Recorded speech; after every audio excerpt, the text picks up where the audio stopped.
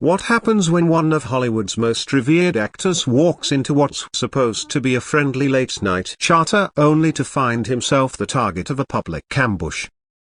This wasn't just another celebrity interview.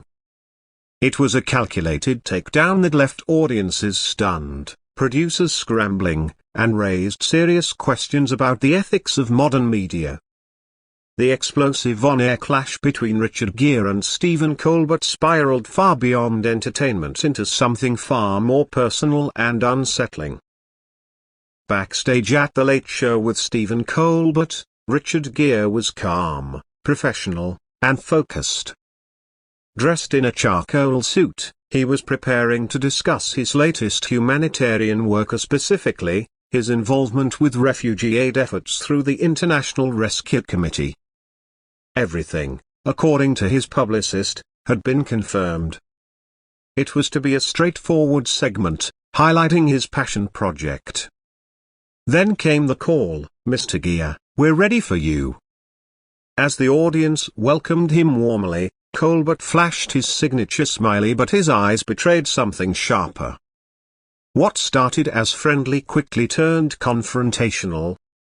Instead of diving into Gere's charity work, Colbert opened with, "Before we get to that, let's talk about your recent political commentary, specifically your critiques of American foreign policy."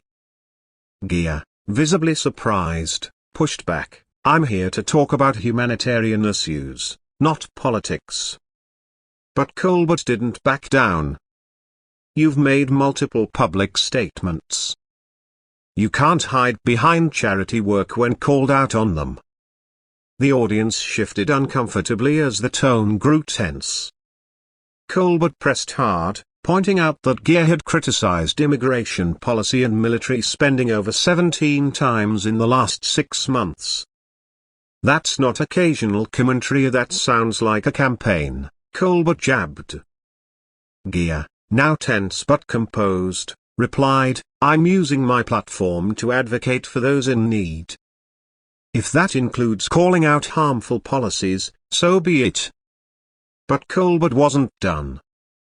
He questioned Gere's wealth and privilege. "Are you speaking as Richard Gere, the humanitarian, or the millionaire living in a $40 million estate, lecturing working-class Americans?"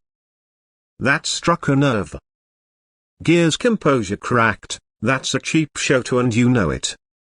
What followed was a clash of ideals, pride, and ego. Gere accused Colbert of dishonesty, of inviting him under false pretenses and turning the segment into a character assassination. Colbert fired back, accusing Gere of hypocrisy, of hiding behind fame and dodging real accountability. Gere stood his ground. "There's a difference between criticism and humiliation." The two men stood, both visibly angry, the audience now silent, unsure if they were witnessing journalism or a meltdown. Gere finally had enough. Rising from his seat, he removed his microphone and declared, "I refuse to be part of this circus. You've crossed the line between challenging ideas and attacking character." Before exiting, he turned to the audience and addressed the heart of the matter. "I came here to talk about saving lives. Instead, I was ambushed. This isn't discourse, it's spectacle. And we should all be ashamed."